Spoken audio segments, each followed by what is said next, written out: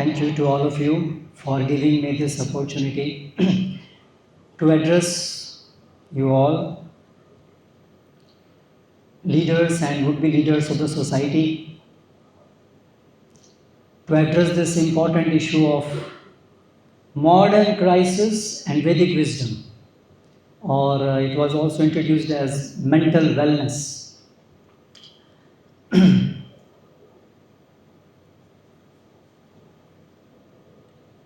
आशा है हिंदी में बोलने से ज़्यादा सुविधा होगी सबको आत्मसात करने में, इसलिए मैं मुख्य रूप से हिंदी में ही बात करूँगा। तो हमारा जो विषय है मॉडर्न क्राइसिस वैदिक विजडम। क्राइसिस तो संसार में हमेशा से रहे हैं। मॉडर्न टाइम से पहले भी क्राइसिस थे और मॉडर्न टाइम में भी क्राइसिस हैं। 4 मूलभूत क्राइसिस हैं जो मटेरियल एग्जिस्टेंस के क्राइसिस हैं, जिनका उल्लेख शास्त्र में हुआ है और जो सर्वविदित हैं, हम सब देखते हैं, आए दिन देखते हैं। जन्म, मृत्यु, बुढ़ापा और बीमारी, birth, death, old age and disease, ये एब्सोल्यूट क्राइसिस हैं, एब्सोल्यूट प्रॉब्लम्स हैं, एग्जिस्टेंस की प्रॉब्लम्स हैं। ये यूनिवर्सल हैं, चाहे ह्यूमन काइंड हो, चाहे एनिमल काइंड हो, चाहे प्लांट काइंड हो, सभी जीवों के लिए ये 4 प्रॉब्लम्स हैं। Educated, uneducated, rich, poor, Indians, Americans, सभी के लिए समान रूप से हैं। ये भूतकाल में भी थी, वर्तमान में भी हैं और भविष्य में रहेंगी या नहीं रहेंगी, ये एक गहरा प्रश्न है।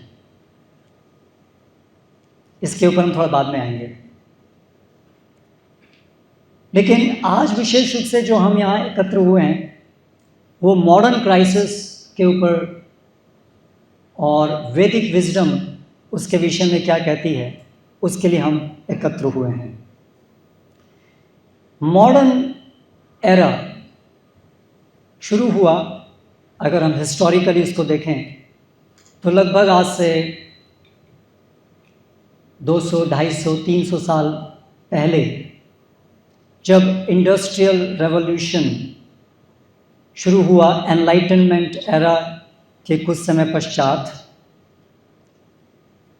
जिसके अंदर विशेष रूप से यूरोप में ये आरंभ हुआ और हमारा जो पूरा वर्ल्ड व्यू था इससे पहले तक का, यूरोपियन कंट्रीज़ में, विशेष रूप से वेस्टर्न कंट्रीज़ में, उसमें एक बहुत बड़ा बदलाव आया। बदलाव ये था कि अभी रैशनलिज्म, तर्क, उससे संसार को समझने का प्रयास विशेष रूप से आरंभ हुआ, जबकि इससे पहले तक यूरोप के अंदर स्क्रिप्चरल, मेनली बाइबल, और उससे पहले जाएं तो Greek philosophers,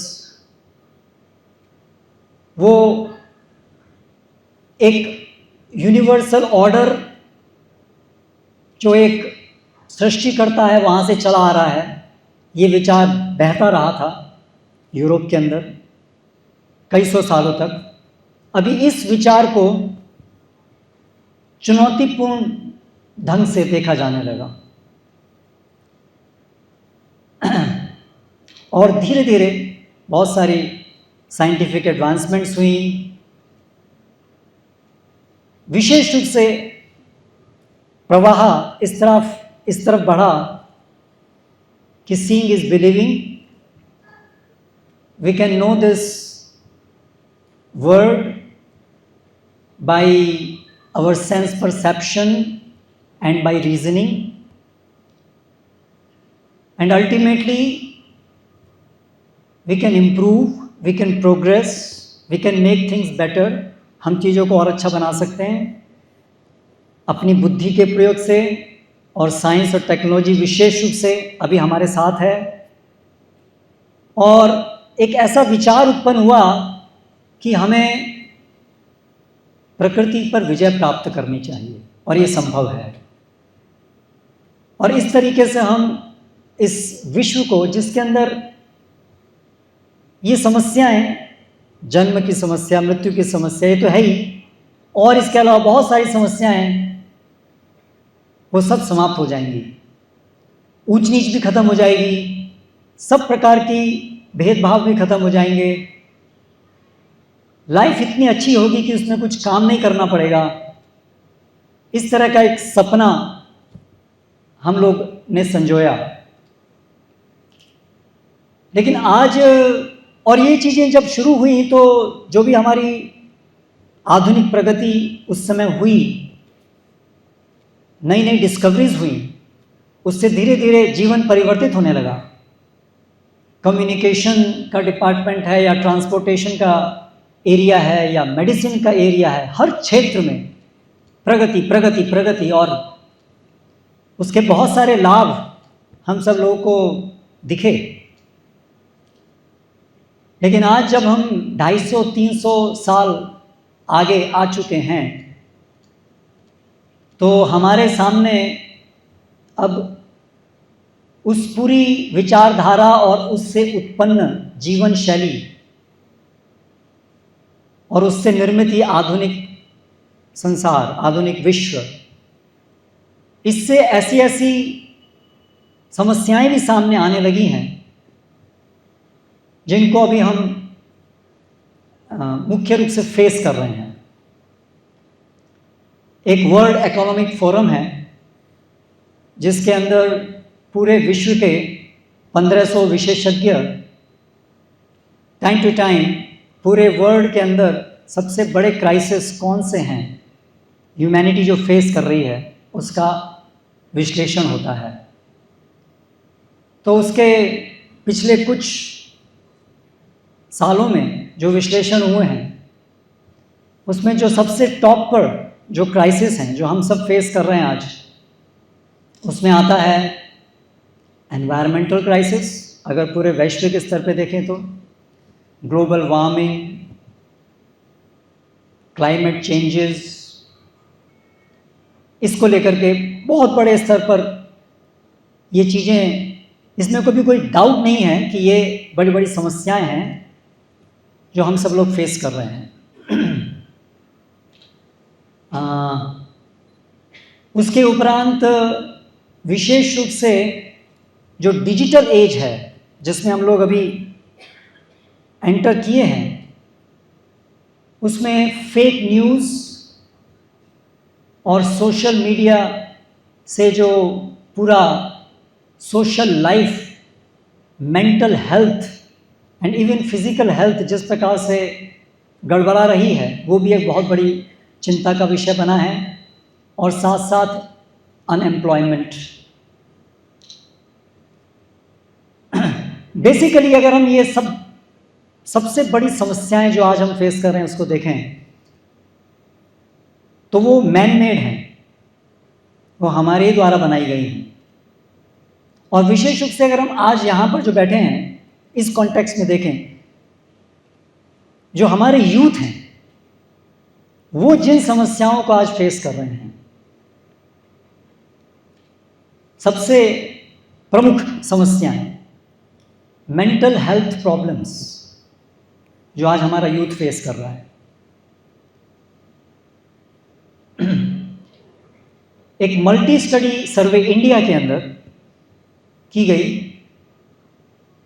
15 to 29 years old, इस एज ग्रुप के जो यूथ हैं उनके लिए, और ऐसा पाया गया कि इस एज ग्रुप में 70% जो यूथ हैं वो मॉडरेट या हाई लेवल एंजाइटी से ग्रस्त हैं। 60% डिप्रेशन के सिम्टम्स शो करते हैं।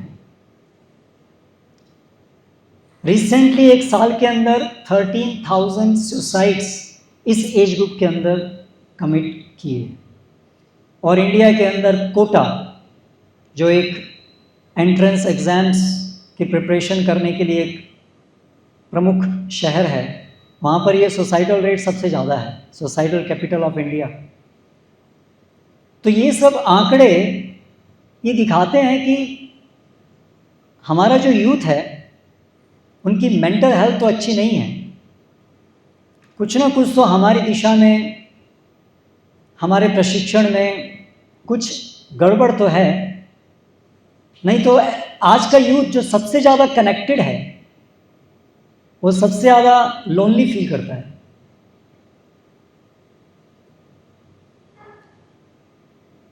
सबसे ज़्यादा कम्युनिकेशन की एज में मिस कम्युनिकेशन हम लोग एक्सपीरियंस कर रहे हैं। इतनी ज़्यादा अपॉर्चुनिटीज़ होने पर भी यूथ के अंदर जो देखने में आ रहा है, उनकी जो परफॉर्मेंस है वो नीचे जाती जा रही है, प्रोडक्टिविटी कम जाती जा रही है।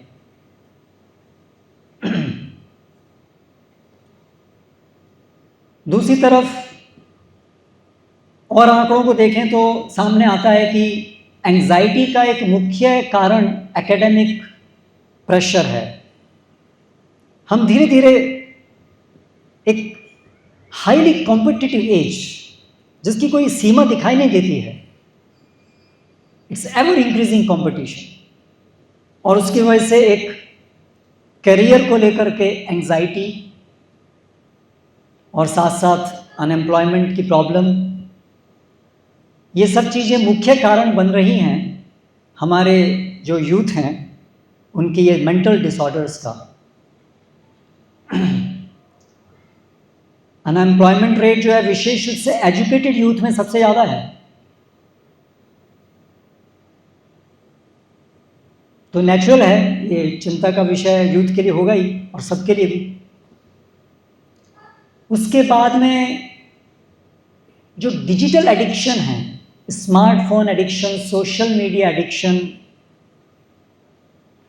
इसके भी परिणाम जो हैं, जो भी चीज़ें सामने आ रही हैं वो सुखदायक तो नहीं है, चिंताजनक है। उसकी वजह से एक नॉर्मल, जिस प्रकार से हमारे पारिवारिक कार्यों में या स्टडीज़ के अंदर जो फोकस होना चाहिए उसकी कमी दिखाई देती है। रिलेशनशिप प्रॉब्लम्स दिखती हैं। आज जो हमारा यूथ है वही कल जाकर के जब परिवारों में एंटर कर रहे हैं तो वहाँ पर परिवार जो हैं वो ब्रेक हो रहे हैं। एक पूरे समाज को संगठित रखने के लिए और बहुत सारे समाज के जो पहलू होते हैं उनको सही प्रकार से चलाने के लिए स्टेबल फैमिली बहुत ज़रूरी होती है। आज पाश्चात्य जगत में तो फैमिली जो है वो कंसेप्ट ही इरोड हो चुका है लगभग, और हम लोग जो भारत में हैं हम लोग भी वही चीज़ें सब अनुभव कर रहे हैं एक के बाद एक, क्योंकि दिशा तो हमारी सबकी वहीं से आ रही है। हमारी जो पूरी जीवन शैली और जो पूरा सोच है it is made in Europe, तो स्वाभाविक है कि वहाँ की सब चीज़ें आती हैं। हालांकि हम ऐसा सोचते हैं कि we Indians are more intelligent, तो हम लोग पाश्चात्य देशों की अच्छाइयाँ लेंगे लेकिन उनकी समस्याएं छोड़ देंगे, लेकिन ऐसा होता नहीं है। एक पूरा एक पैकेज है जो साथ साथ में आता है। इसी की वजह से हम देख रहे हैं कि जो भी वेस्ट के अंदर 25-30 साल पहले था वही चीज़ भारत में आती है। हाँ, ये हो सकता है कि 30 साल पहले जो था वो आज यहाँ से आने से पहले ही हम बाईपास कर गए और आज स्पीड बढ़ती जा रही है हमारी, और आज जो 10 साल पहले वहाँ है वही चीज़ यहाँ आ रही है, ये हो सकता है। उसके बाद पोर्नोग्राफी एंड सेक्सुअल बिहेवियर को लेके problems, compulsive online sexual aberrations, ये एक धीरे धीरे बड़ी बढ़ती हुई समस्या है जो यूथ आज फेस कर रहा है। तो डेफिनेटली ये हमें विचार करना चाहिए गहराई से, थॉटफुल लोगों को, कि आखिर ये सब क्यों हो रहा है। अभी आज इस सत्र में मैं जो आपके सम्मुख प्रस्तुत करूंगा वो एक अपना विचार इस क्राइसिस को सॉल्व करने के लिए, एक और नया फार्मूला या एक और पर्सनैलिटी इम्प्रूवमेंट ड्राइव या एक और परफॉर्मेंस को इम्प्रूव करने के लिए सेशन, अपने को और डायनेमिक बनाने के लिए एक और सत्र, ये चीज़ प्रस्तुत करने के लिए मैं आपके सामने उपस्थित नहीं हुआ हूँ। मैं आपके सम्मुख प्रस्तुत हुआ हूँ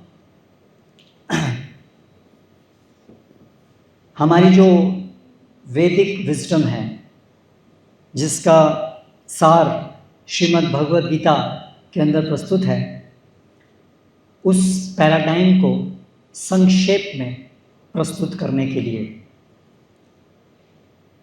क्या अंतर है? अनेक लोग अपने विचार प्रस्तुत करते हैं और ये श्रीमद् भगवद गीता का जो विचार है उसमें क्या ऐसा मूलभूत अंतर है? अंतर है एक पूरे पैराडाइम का, एक पूरी प्रीमाइस का। जितने भी YouTube चैनल्स के ऊपर या अन्य प्लेटफॉर्म्स पर मोटिवेशनल स्पीकर्स हैं, I am not a motivational speaker, I am a servant of Bhagavad Gita. मेरा उद्देश्य, मोटिवेशनल स्पीकर एक सही सेंस में कहें तो yes, Bhagavad Gita is the real motivation giver. लेकिन आज जिस सेंस में मोटिवेशनल स्पीकर्स बोलते हैं, या प्रायः सभी अन्य लोग जो सुझाव देते हैं समाज की स्थिति को, लोगों की स्थिति को इम्प्रूव करने का, उनका बेसिक प्रीमाइस एक ही रहता है, जो इस पूरे संसार का जनरल प्रीमाइस है, जो मुख्य रूप से वेस्टर्न कल्चर का है और वेस्टर्न कल्चर के अलावा भी भारत के अंदर भी हमेशा से एक वर्ग और पूरे विश्व में हमेशा से मुख्य वर्ग, उसका ये प्रीमाइस, उसकी ये एक आधारभूत समझ, उसका एक बेसिक वर्ल्ड व्यू वो रहता है, we are here to enjoy this world. हम लोग यहाँ पर इस जगत को भोग करने के लिए हैं। सबको संतुष्टि तो चाहिए, सबको सुख तो चाहिए। ऐसा कोई भी व्यक्ति नहीं जो दुख चाहता है, कोई भी नहीं है, कोई चीज नहीं है। ये यूनिवर्सल है। और भगवद गीता से हमको जानकारी प्राप्त होती है कि ये जो हमारी जो इच्छा है सुखी रहने की, और ये अनुभव कि हमारे सुखी रहने के प्रयास अंततः पूरे नहीं होते हैं, कहीं ना कहीं कमी रहती है, अंततः मृत्यु आती है, जो हमारे सारे प्रयासों को और जो भी हमारा स्टेटस को है उसको डिस्ट्रॉय कर देती है, अगेंस्ट अवर विश। ये डायलेमा, हमारी इच्छा हमेशा सुखी रहने की और वास्तविकता इससे बिल्कुल भिन्न, ये एक बहुत आधारभूत, फंडामेंटल, महत्वपूर्ण तथ्य की ओर हमें इंगित करती है, जिसके ऊपर आज हम चर्चा मुख्य रूप से करेंगे। भगवद गीता की प्रीमाइस बिल्कुल अलग है। जो सबकी प्रीमाइस है कि हम ये जो सुख है, ये जो हैप्पीनेस है, ये सेटिस्फैक्शन है, ये अल्टीमेटली इस जगत को ज़्यादा से ज़्यादा एंजॉय करके हम प्राप्त कर सकते हैं। ये है सामान्य प्रीमाइस। इस प्रीमाइस के कारण ही प्रोग्रेस को हम सोचते हैं मटेरियल प्रोग्रेस। जितना हम अधिक से अधिक मटेरियल रिसोर्सेज को, नेचर के रिसोर्सेज को अपने सेंस एंजॉयमेंट में लगा पाएंगे, उतना ही हमें आशा है कि हम ज़्यादा सुखी हो पाएंगे। और ये हमारा जो सेंस एंजॉयमेंट है, ये बहुत अलग अलग लेवल्स पर अलग अलग लोगों के द्वारा प्रैक्टिस किया जाता है। जो कॉन्शियसनेस में बहुत निम्न स्तर पे हैं, वो लोग ग्रॉस सेंस एंजॉयमेंट से सुखी होने का प्रयास करते हैं, जिसके अंदर हमारी जो सेंस ऑर्गन्स हैं, अच्छा खाना, अच्छा देखना या सेक्सुअल एंजॉयमेंट, ये ग्रॉस सेंस ग्रेटिफिकेशन है। तो जानवर तक तो केवल यही लेवल है एंजॉयमेंट का, और मनुष्य भी ज़्यादातर इसी स्तर पे ही कार्य करते हैं। फिर इसके ऊपर थोड़ी चेतना जिनकी अधिक विकसित होती है, वे लोग कुछ मन और बुद्धि के स्तर पे इस भौतिक जगत को भोग करके एंजॉय करने का प्रयास करते हैं। उसके अंदर हमारा एंजॉयमेंट अभी केवल सेंशुअल प्लेजर्स तक सीमित नहीं रहता है, बल्कि इसके साथ साथ हम इस संसार को समझना, रिडल्स को सॉल्व करना, समाज के अंदर अपना एक स्थान, एक प्रेस्टीज, एक सम्मान, इसके अंदर हम अपना सेटिस्फैक्शन ढूंढते हैं। और कहीं ना कहीं फिर और उसके ऊपर इसी प्रकार से सब लोगों का एंजॉयमेंट बढ़े और इस प्रकार से हम पूरे समाज को कुछ दे पाएँ, ये सामाजिक वेलफेयर के स्तर पे भी ये चीज़ें आती हैं। लेकिन सेंट्रल पॉइंट वही रहता है कि we are here to enjoy this world, either at sensual level और एट मेंटल लेवल और एट इंटेलेक्चुअल लेवल। लेकिन परिणाम क्या है वो हमारे सामने है। केवल मॉडर्न क्राइसिस की बात नहीं है, मॉडर्न एरा से पहले भी birth, death, old age, disease, ये 4 चीज़ें प्रमुख ऐसी चीज़ें हैं जो हमारे ये सारे प्रयास कि we can be happy in this world, इसको डिमोलिश करते हैं। क्योंकि इस संसार में हम ना चाहते हुए भी ये 4 चीज़ें तो अनुभव करते ही हैं और इसका हमारे पास कोई सॉल्यूशन नहीं है। हम कितना भी साइंटिफिक एडवांसमेंट कर लें, हमने किया भी है, वो हम सबके सामने हैं, लेकिन ये 4 प्रमुख समस्याओं का हमारे पास कोई सॉल्यूशन नहीं है। हमारे सामने what is life, what is this universe, how it came into existence, ऐसे फंडामेंटल प्रश्न आज भी ज्यों के त्यों बने हुए हैं। Schrödinger, he wrote a monogram, what is life. आज आप आज के भी आधुनिक साइंटिफिक जर्नल्स के अंदर देखेंगे, this fundamental questions remain as it is. हम लोग अभी भी जीवन क्या है, वास्तव में कॉन्शियसनेस क्या है, ऐसे फंडामेंटल क्वेश्चंस को भी नहीं जान पाए हैं। तो इसलिए हमारे जो ये प्रयास हैं कि इस जगत को भोग करने के, वो विफल रहे हैं। न केवल विफल रहे हैं, बल्कि एक बहुत महत्वपूर्ण विचार है जो करना चाहिए कि हम जो डायरेक्शन जो है हमारी इम्प्रूवमेंट करने की, प्रोग्रेस करने की, उससे ठीक है, प्रोग्रेस करके कुछ अच्छी चीज़ें हम प्राप्त कर रहे हैं, ज़्यादा हमारी लाइफ कंफर्टेबल हो रही है एक प्रकार से, लेकिन उसके साथ साथ बहुत प्रकार के साइड इफ़ेक्ट्स, प्रॉब्लम्स भी तो हम क्रिएट कर रहे हैं। हम एक प्रॉब्लम को सॉल्व कर रहे हैं, लेकिन उसके साथ साथ 10 नई प्रॉब्लम्स क्रिएट कर रहे हैं। और जो प्रॉब्लम हम क्रिएट कर रहे हैं वो शायद जो प्रॉब्लम हमने सॉल्व की उससे ज़्यादा भयानक है, उससे ज़्यादा विस्तृत हैं, उससे ज़्यादा गहरी हैं। तो ये सब चीज़ें आज विचारवान व्यक्ति को सोचने के लिए मजबूर करनी चाहिए। लेकिन आज विचारवान लोग ही खत्म होते जा रहे हैं। आज स्मार्टफोन के इस एरा में, जहाँ पर हमारा फोकस स्पैन इतना कम होता जा रहा है, जहाँ पर बम्बार्डमेंट है एड्स का और इंस्टेंट एंजॉयमेंट का, वहाँ कहाँ लोग जो हैं थॉटफुल बन रहे हैं। आज पढ़ने की हैबिट कितनी कम होती जा रही है। आप लोग टीचर्स हैं, आप लोग देख रहे हैं, है ना। जहाँ पहले लाइब्रेरीज और लोग जो हैं ध्यान से पुस्तकें पढ़ते थे, आज लोगों को पुस्तक, हम जाते हैं लोगों के पास, भगवद गीता पढ़िए, पहले तो बोलते थे समय नहीं है, अभी इंटरेस्ट भी नहीं है। बोले पढ़ने में तो कोई इंटरेस्ट है नहीं, किसी प्रकार की पुस्तक नहीं पढ़ते हैं।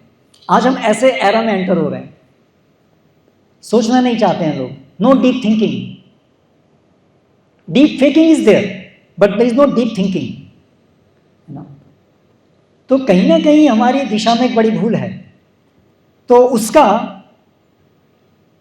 उत्तर हमें भगवद गीता मिलता है। भगवद गीता, इसलिए मैंने आपसे कहा कि ये अन्य जो लोग सब इलाज बता रहे हैं उससे बिल्कुल हट करके श्रीमद् भगवद गीता हमें अपनी जो पैराडाइम है, हमारी जो प्रीमाइस है, उसी के ऊपर प्रश्न उठाती है कि पहले आप जो आप सोच रहे हो, यानी हम सब जो सोच रहे हैं कि हम ये हैं, हम क्या सोचते हैं, हम क्या हैं, हम कभी ये प्रश्न के ऊपर प्रश्न भी नहीं करते हैं कि हम क्या सोचते हैं कि हम क्या हैं। We take it granted.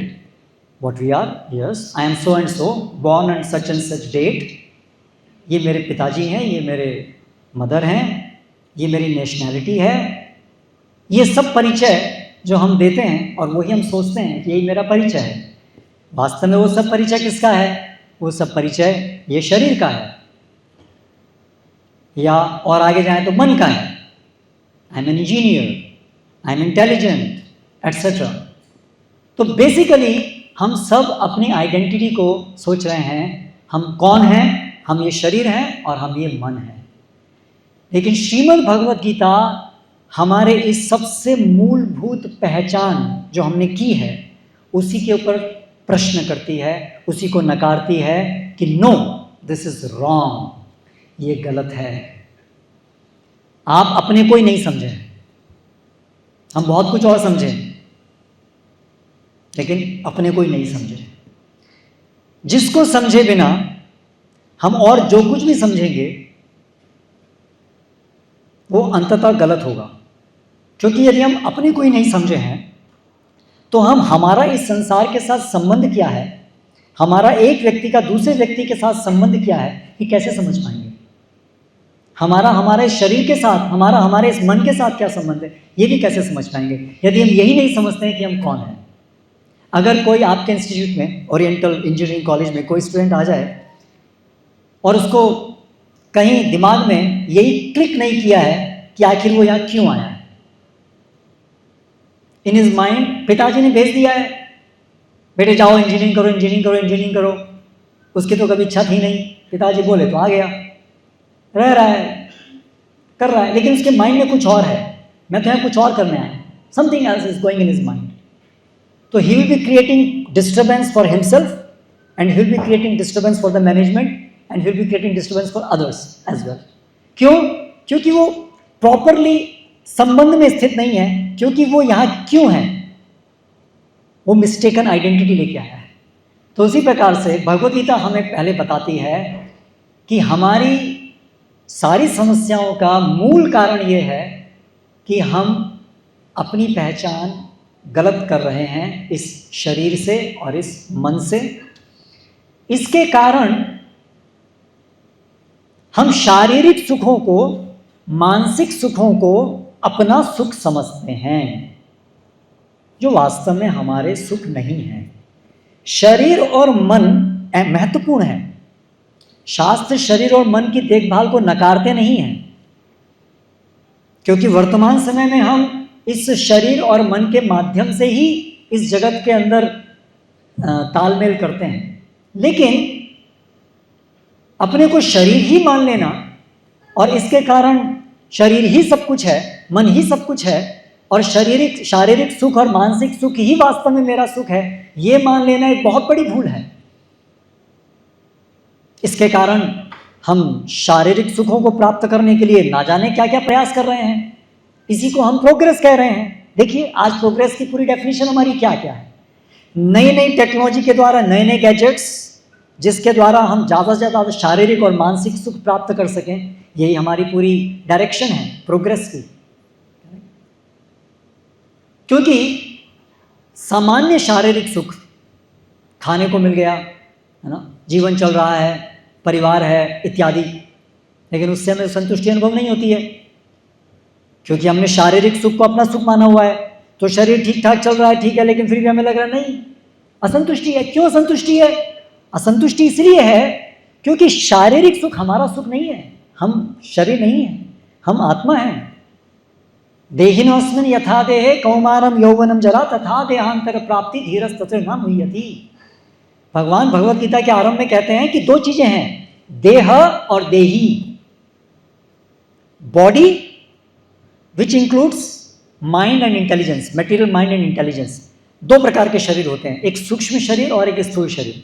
स्थूल शरीर जो हम देख सकते हैं और एक सूक्ष्म शरीर होता है mind, intelligence and false ego, जो हम देख नहीं सकते हैं लेकिन जिसको हम एक्सपीरियंस कर सकते हैं। ये सब मिलाकर के शरीर है। लेकिन इस शरीर के बियॉन्ड ये सब मटेरियल है, ये सब निर्जीव है। जैसे ही एक जीवित व्यक्ति मर जाता है उसका शरीर वहीं का वहीं है, लेकिन now we know he is dead, consciousness नहीं है। तो वो कॉन्शियसनेस का कारण क्या था? वो कॉन्शियसनेस का कारण मटेरियल एलिमेंट्स नहीं है।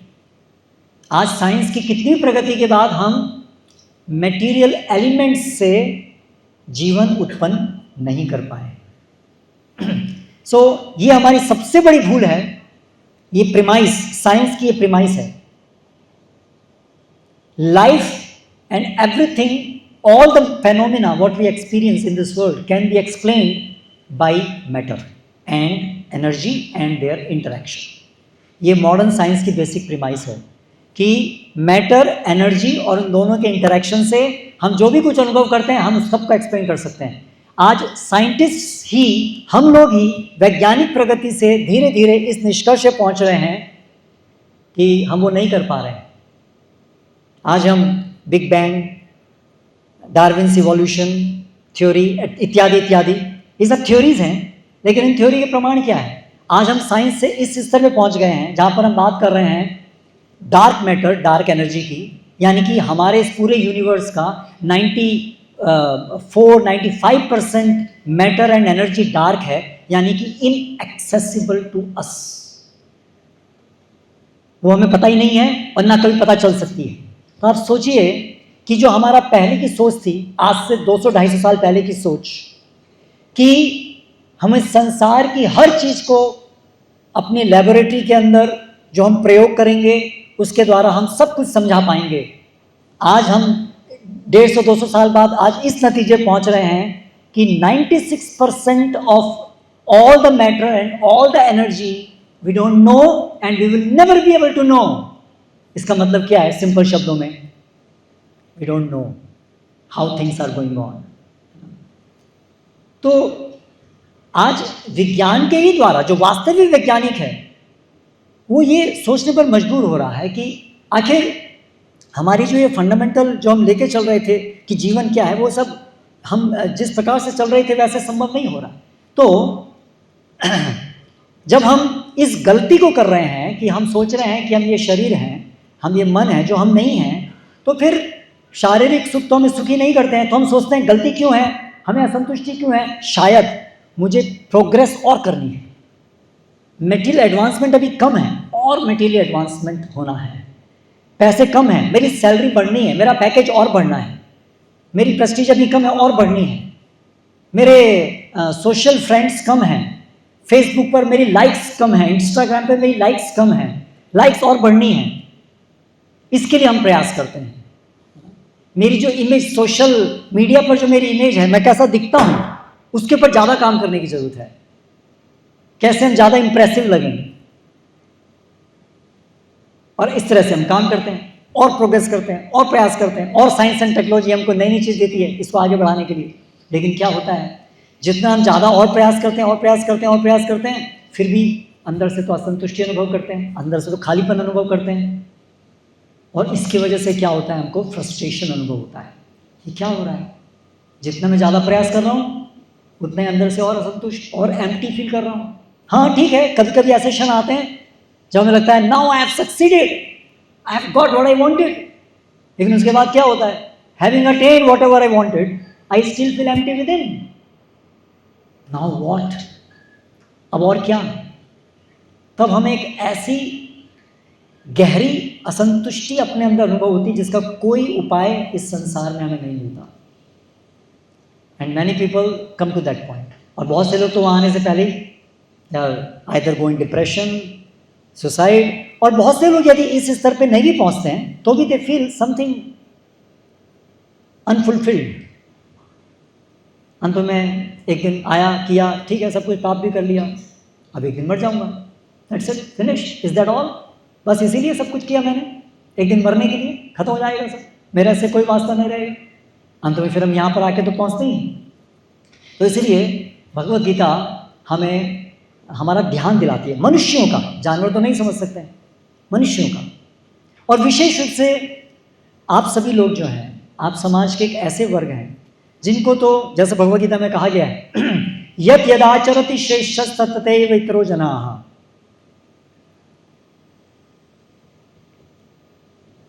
समाज के जो अग्रणी लोग हैं वो जैसा करते हैं सामान्य लोग सब उनको फॉलो करते हैं। तो एक तरीके से आप लोग सोसाइटी के लीडर्स हैं, तो आप लोग को देख करके सब लोग देखते हैं। हमारे प्रोफेसर्स ऐसे हैं, हमारे इंटेलेक्चुअल्स, फिलोसोफर्स, नेता, उनका जो विचार है सब लोग उनको फॉलो करते हैं ब्लाइंडली। तो इसलिए हमारे ऊपर तो, आपके ऊपर तो सबसे बड़ी जिम्मेदारी है समझने की कि वास्तविकता क्या है। आज हमारे यूथ को समझाने की सबसे बड़ी आवश्यकता इस भगवद गीता मैसेज की है। सबसे पहले सबसे मूलभूत प्रश्न, who we are not this body, we are not this mind, we are soul. तो अगर हम आत्मा हैं तो आत्मा की आवश्यकताएं क्या हैं, ये प्रश्न आना चाहिए। भगवद गीता और शास्त्र ये डिनाई नहीं करते हैं कि इस भौतिक जगत में हम हैं, भौतिक जगत की आवश्यकताएं हैं, उसके लिए हमें काम करना होगा, स्टडीज़ हैं, material things are required, growth is there. मैं वो प्रोपेगेट नहीं कर रहा हूँ, मैं भगवद गीता वो प्रोपेगेट नहीं करती है आलसी हो जाओ, रिस्पॉन्सिबिलिटी मत लो, नहीं। अर्जुन जो भगवद गीता के स्टूडेंट हैं वो एक रिस्पॉन्सिबल व्यक्ति थे, एक राजा, है ना, एक पूरे सम्राट थे।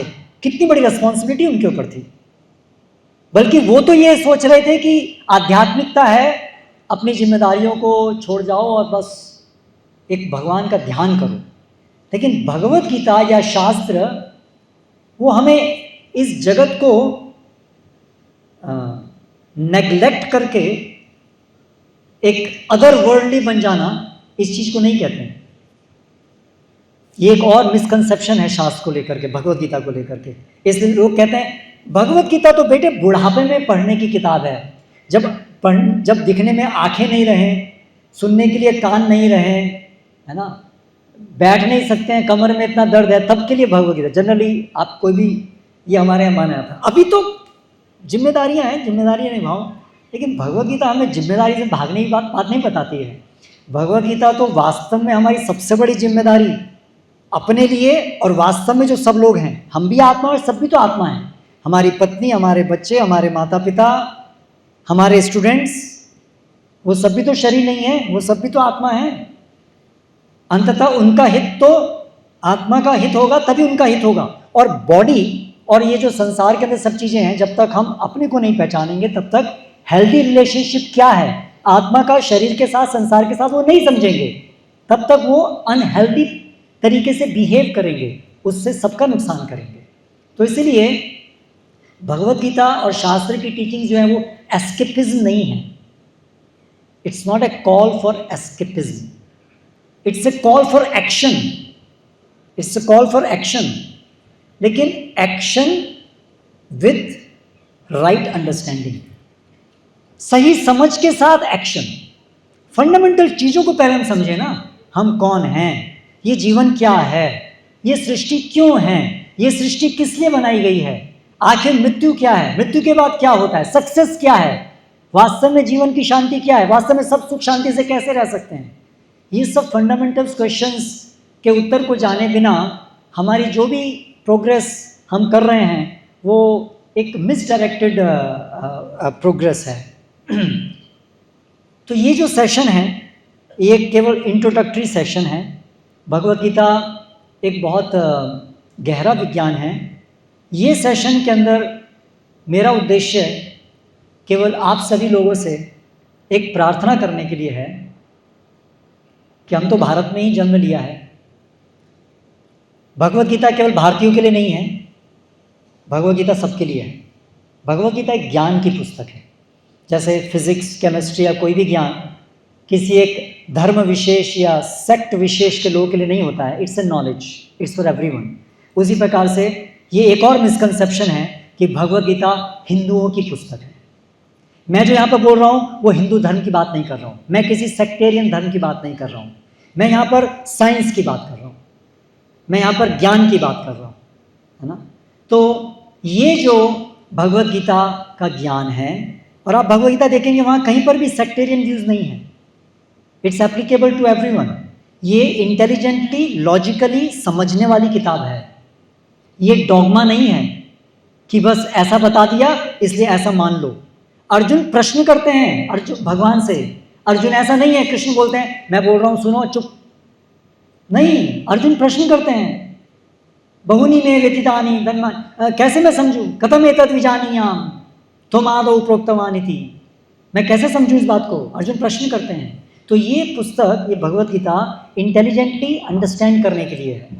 तो इसलिए मेरा आप सबसे ये निवेदन है कि हमारे आज कॉलेज कैंपसेस के अंदर अगर हम चाहते हैं कि हमारा यूथ और भारतीय यूथ, भारत के लोग, यहाँ से शुरुआत होनी चाहिए पूरे विश्व को डायरेक्शन दिखाने की, वो इस भगवत गीता के ज्ञान को भी साथ साथ सीखें। जो हमारी साइंस और टेक्नोलॉजी है, ठीक है, मटेरियल वर्ल्ड के अंदर है, that is also required, but वो जो सही संबंध ज्ञान है, पर्सपेक्टिव, किस पर्सपेक्टिव में वो देखा जाना चाहिए, वो डेवलपमेंट, वो पर्सपेक्टिव के बिना हम डायरेक्शन लेस हो रहे हैं और उसकी वजह से बहुत बहुत परेशानियां, त्रुटियां डेवलप हो रही हैं। इसीलिए मेरा आप सबसे ये अनुरोध है कि ये भगवत गीता की स्टडी को प्रमोट किया जाना चाहिए और इसके संबंधित जो मिसकंसेप्शन है वो हटने चाहिए। और हमारा जो ये संस्था है अंतर्राष्ट्रीय कृष्ण भावनामृत संघ इस्कॉन, ये इसी चीज़ के लिए डेडिकेटेड है। पूरे विश्व भर के अंदर इस्कॉन के संस्थापक आचार्य श्रील प्रभुपाद ने इसी उद्देश्य से इसका प्रचार किया।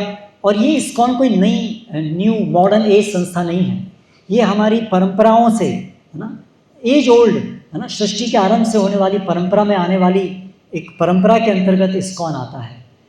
ये कोई नया ज्ञान नहीं दे रही है, that as old Bhagavad Gita teachings as it is, Prabhupada ने इसलिए नाम भी दिया है भगवत गीता यथारूप। तो इसलिए आप सभी इस कार्य में जुड़ें। ये केवल इस्कॉन का कार्य नहीं है, ये हम सबका कार्य है।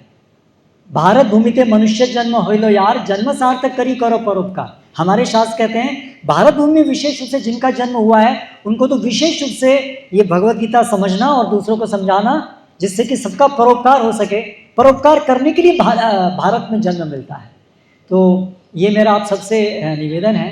और इसके संदर्भ में सेमिनार्स हों, आपके करिकुलम के अंदर निकाल करके कुछ समय निर्धारित किया जाए जब स्टूडेंट्स के लिए ये सेमिनार्स कंडक्ट किए जा सकें, सिस्टमेटिकली भगवत गीता को पढ़ाया जा सके, उसके प्रॉपरली एग्जाम्स हो, करिकुलम हो, है ना, जिसके आधार पर ये स्टडीज़ होनी चाहिए। ऐसा मेरा आप सबसे निवेदन है। इसके साथ मैं अपना ये छोटा सा उद्बोधन समाप्त करता हूँ। हरे कृष्णा। अभी इस विषय में यदि आपकी कोई जिज्ञासाएं हैं, कोई प्रश्न हैं या कोई चुनौतियां हैं, कोई ऐसी चीज़ है जो आप सहमत नहीं हैं मेरी बात से, तो वो सब आप अपने विचार व्यक्त कर सकते हैं। आप अपना हाथ ऊंचा कर सकते हैं जहाँ पर भी आप हैं, and we will send you mic, और वहीं से आप अपने स्थान से, या आप आगे आना चाहें तो आगे से आप प्रश्न कर सकते हैं। I will try to answer.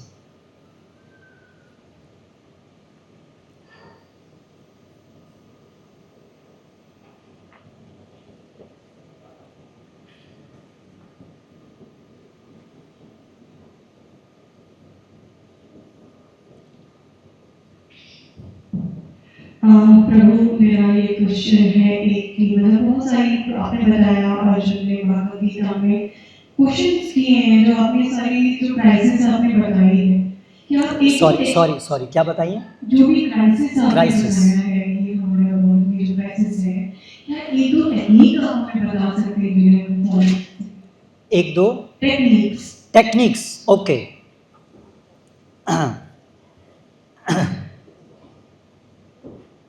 Technique की शुरुआत, some fundamental things from Bhagavad Gita. पहले तो आज की जो ये एक डायरेक्शन है, लिमिटलेस, मर्यादा नहीं है, हर चीज़ की अतिशय, हर चीज़ हमें अनलिमिटेड चाहिए। हमारा एक पैकेज है तो उससे हमें हमेशा ज़्यादा चाहिए। हमें इस बात को समझना होगा कि हम संतोष को, सेटिस्फैक्शन, संतोष एक बहुत बड़ा गुण है। एक शरीर चल रहा है, कार्य हो रहा है, ठीक है, कुछ हमें शरीर के लिए आवश्यकताएं हैं, लेकिन हमें एक समझना चाहिए कि उसकी एक लिमिट है। मर्यादा से बियॉन्ड जाकर के हम अगर चीज़ों को प्राप्त करने की कोशिश करेंगे तो हमारा माइंड रेस्टलेस रहेगा।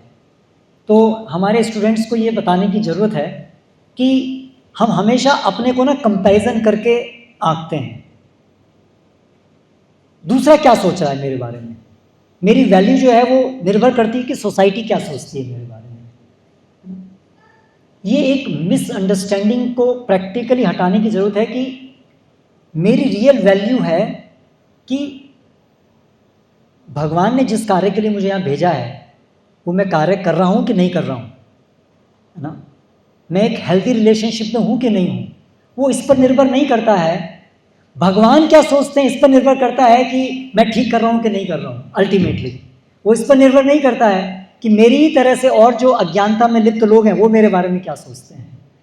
तो बहुत सारी समस्याओं का समाधान तो इस प्रकार से होगा। और हमारे जीवन के अंदर एक संतुलित जीवन शैली होनी चाहिए और एक क्रम होना चाहिए। एक प्रातः काल जल्दी उठना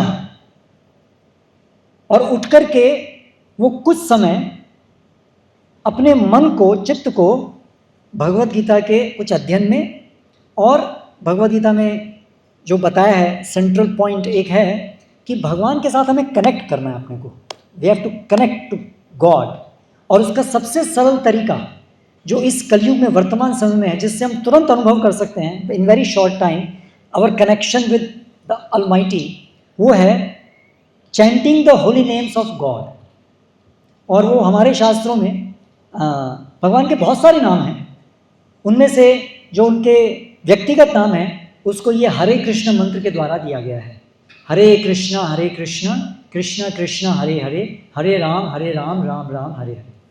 तो practical tips, study of Bhagavad Gita for 1 shloka 1 day.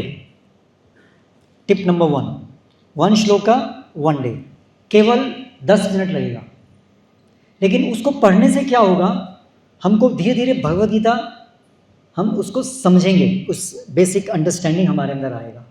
10 minute यहाँ से शुरुआत करें, 1 श्लोका 1 डे, है ना। सेकंड, ये जो हरे कृष्णा महामंत्र है, हो सकता है इसकी अंडरस्टैंडिंग भी यहाँ से मिलेगी हम क्यों कर रहे हैं, क्या मतलब है। बट चैंटिंग ऑफ दिस मंत्र, इसलिए हम लोग हमेशा देखे हरे कृष्णा वाले इनको बोलते हैं, हमको हरे कृष्णा वाले ही बोलते हैं ना, क्योंकि हम लोग हमेशा ये हरे कृष्णा बोलते रहते हैं। क्यों हरे कृष्णा बोलते रहते हैं, क्योंकि भगवद गीता बोलती है सततम कीर्तयन्तो मां, है ना। तो ये माला है, इस माला के ऊपर इसमें 108 मनके होते हैं। तो एक राउंड, इसको हम एक राउंड बोलते हैं। सम संख्या, कुछ गणना के अंदर ये करें। Again it will take 10 minutes to chant 1 round of Hare Krishna. एक मनके के ऊपर एक मंत्र, हरे कृष्णा कृष्ण कृष्ण हरे हरे, हरे राम राम राम हरे हरे। ये दोनों प्रैक्टिकल चीज़ें हैं। और एक 4 जो है ना बड़े महापाप हैं, उनसे हमें बचने का प्रयास करना चाहिए। Number 1, illicit sex. नंबर 2, नशा। नंबर 3, मांसाहार। और चौथा, सब प्रकार का जुआ। शास्त्रों में ये 4 महापाप बताए गए हैं, जो जब हम इनमें लिप्त होते हैं तो हमारी कॉन्शियसनेस पूरी तरीके से भ्रष्ट हो जाती है, मेटीरियली प्लेटफॉर्म पे गिर जाती है। तो ये बहुत फंडामेंटल टिप्स हैं। 1, 2, 3 Bhagavad Gita 1 shloka 1 day, chanting of this Hare Krishna mantra 1 round at least, and avoiding these 4 big sins. Hare Krishna. Yes, here is question.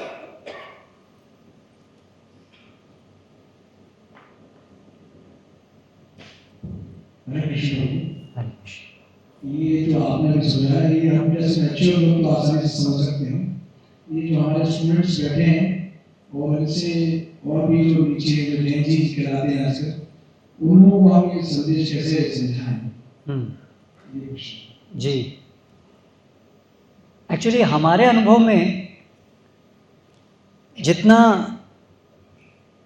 Students या कोई भी व्यक्ति कम एज में भगवद गीता पढ़ना शुरू करता है, उतना उसके लिए ज़्यादा आसान होता है भगवद गीता पढ़ना।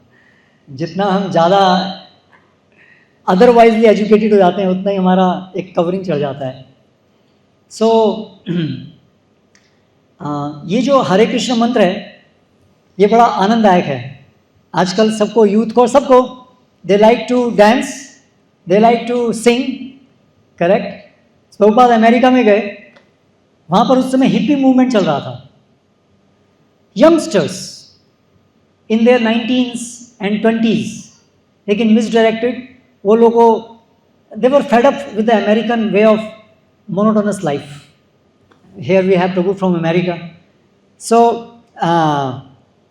they were looking for some meaning to their life, लेकिन गलती से they came to India also, और यहाँ पर हमारे तथाकथित गलत तथाकथित साधु जो गांजा पीते हैं, और वहाँ से उन लोगों को लगा कि ये जो इस प्रकार की चीज़ें उसको लेने से जो एक सेंसेशन प्रोड्यूस होती है, दैट इज़ समथिंग स्पिरिचुअल, ऐसा वो गलत। और वहाँ जा कर के देन अलग अलग प्रकार की हार्ड ड्रग्स, LSD एक्सेट्रा वो लोग लेना शुरू किए।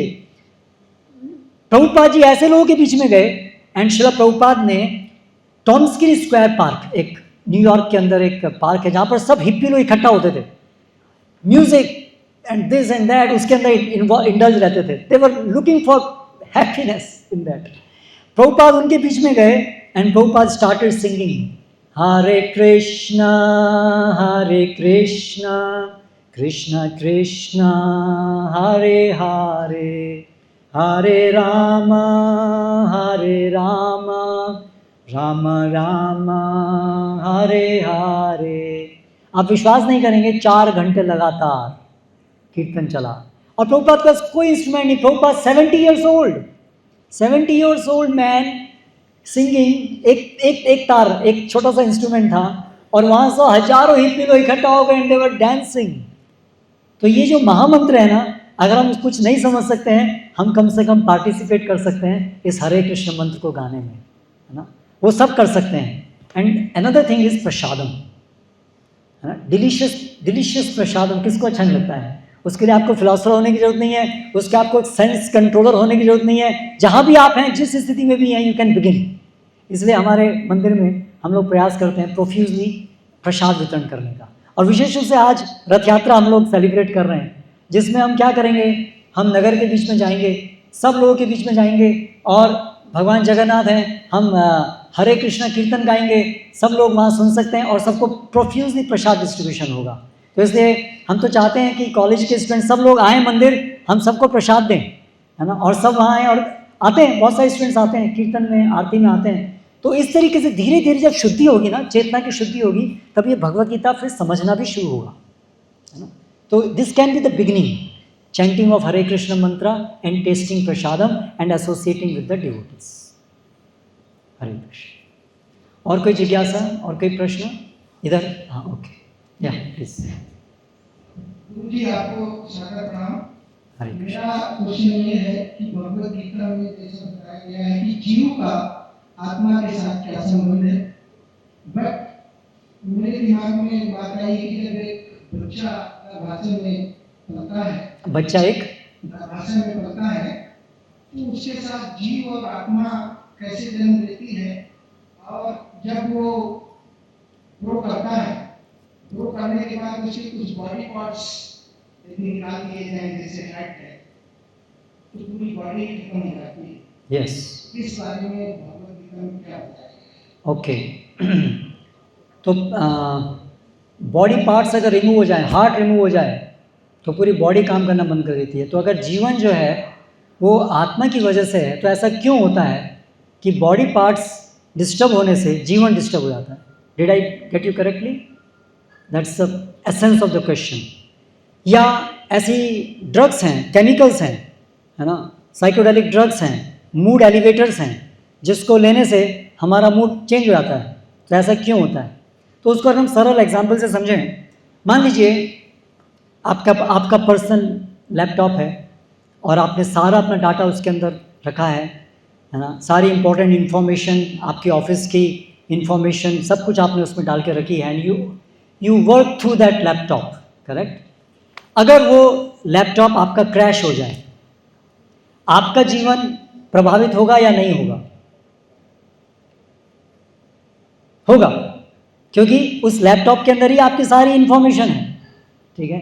हालांकि आप लैपटॉप से अलग हैं, लेकिन क्योंकि आप वर्तमान में लैपटॉप के थ्रू ऑपरेट कर रहे हैं, इसीलिए वो लैपटॉप के क्रैश होने से उसका प्रभाव आपके ऊपर भी पड़ता है। तो उसी प्रकार से हमारी वर्तमान समय में जो आत्मा है,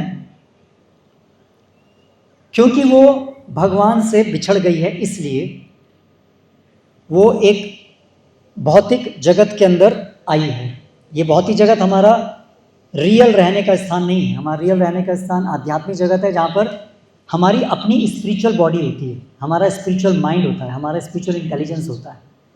लेकिन जब हम भगवान को भूल जाते हैं, तब हम इस भौतिक जगत में आते हैं, जहाँ पर हमको एक ये मटेरियल बॉडी दी जाती है इस मटेरियल वर्ल्ड के साथ के अंदर ऑपरेट करने के लिए। इसलिए अभी जो हम ऑपरेट कर रहे हैं वो मटेरियल माइंड के साथ और मटेरियल बॉडी के साथ ऑपरेट कर रहे हैं, इसलिए वो हमें अफेक्ट करती है हमारी एग्जिस्टेंस को इनडायरेक्टली, क्योंकि हम उसके द्वारा बंधे हुए हैं। अभी हम पूरी तरह से डिपेंडेंट हो गए हैं, लेकिन ओरिजिनली हम लोग इस पर डिपेंडेंट नहीं हैं। इसलिए इसको आत्मा साक्षात्कार कहते हैं। देयर इज़ अ प्रोसेस जिसके द्वारा हम अपने को डिटैच कर सकते हैं इस बॉडी से। यानी आत्म साक्षात्कार की अवस्था में बॉडी के अंग समाप्त होने पर, डेथ होने पर भी हम नहीं मरते हैं। We don't feel that experience of death, we don't feel, हम डर इत्यादि जितने भी भौतिक जगत के लक्षण हैं, हम उन सब से पार जाते हैं स्पिरिचुअल डेवलपमेंट में, जब हम अपने को डिटैच कर पाते हैं इस बॉडी से। तो वर्तमान में हमें ऐसा क्यों अनुभव होता है? क्योंकि हम पूरी तरह से इस शरीर के ऊपर निर्भर हैं अपनी गलत पहचान के कारण, भगवान को भूलने के कारण ऐसा होता है। हरे कृष्ण। क्वेश्चन है,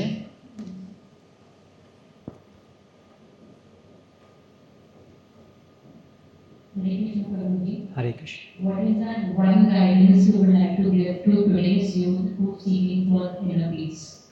What is one? What is that one advice or One advice you would like to give to today's youth who's actually looking for inner peace? Inner peace. One advice is get the answers to the most fundamental questions. Let that be the foundation of your life. That is the most important advice. पहले नींव सही से भरिए। Fundamental question, who am I, get the answer to this question. उसके ऊपर आप अपनी building बना सकते हैं, फिर जितनी भी अच्छी हो। Without that foundation nothing is going to work. So if you ask me one advice, only one, this I think is the most fundamental advice, कि look for your foundation. Hare Krishna. और कोई प्रश्न है?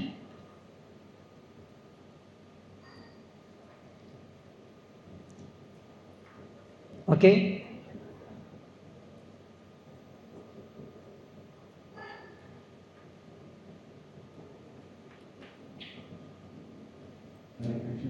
हरे कृष्ण। मेरा प्रश्न ये है कि what is the difference between karma and luck.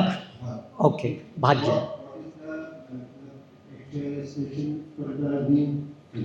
Yes, this is very important question कि कर्म और लक में क्या अंतर है। क्योंकि एक परिप्रेक्ष्य है भाग्य से ही सब कुछ होता है, और एक है, अगर वो देखें तो फिर हम कर्म जो भी कर रहे हैं वो निरर्थक है, हम करें या ना करें एक ही बात है। करेक्ट। सो भगवद गीता इसके विषय में क्या कहती है?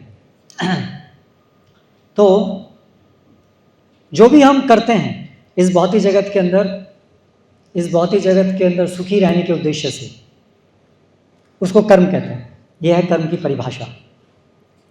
इस प्रकार से जो भी हम करते हैं उसका एक फल बनता है, रिजल्ट बनता है, जो इस जीवन में भी हम भुगतते हैं और आने वाले जीवन में भी भुगतते हैं।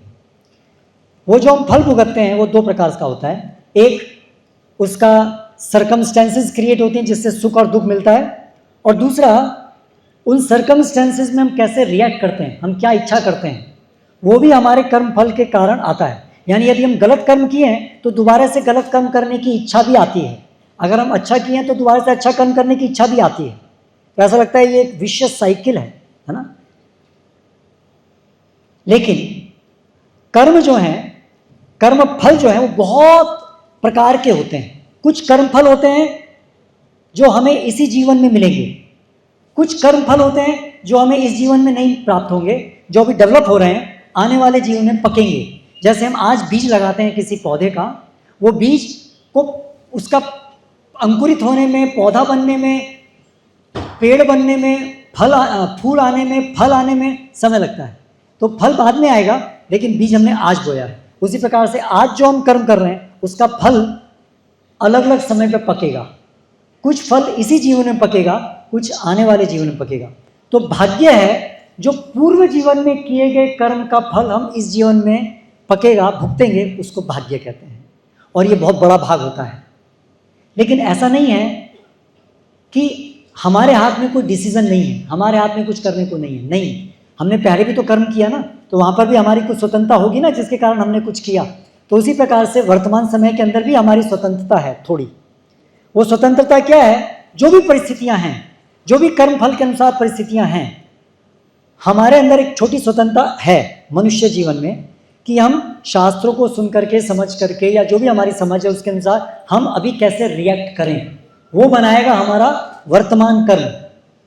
और उस कर्म का फल हम इस जीवन में भी और अगले जीवन में भुगतेंगे। इसलिए भाग्य इज नॉट एवरीथिंग। हमारे प्रेजेंट वर्क भी काम करेंगे। हम आँख बंद करके कार चलाएंगे तो मरेंगे ही, है ना। लेकिन अगर हम आँख खोल के भी कार चलाएंगे तो भी ऐसा निश्चित नहीं है कि हम नहीं मरेंगे। So it's a combination of भाग्य एंड अवर प्रेजेंट कर्म। हरे Krishna. So if there are no more questions, then I will end here. Thank you very much for listening attentively. Hare Krishna, Krishna Krishna, Hare Hare, Hare Ram, Ram Ram, Hare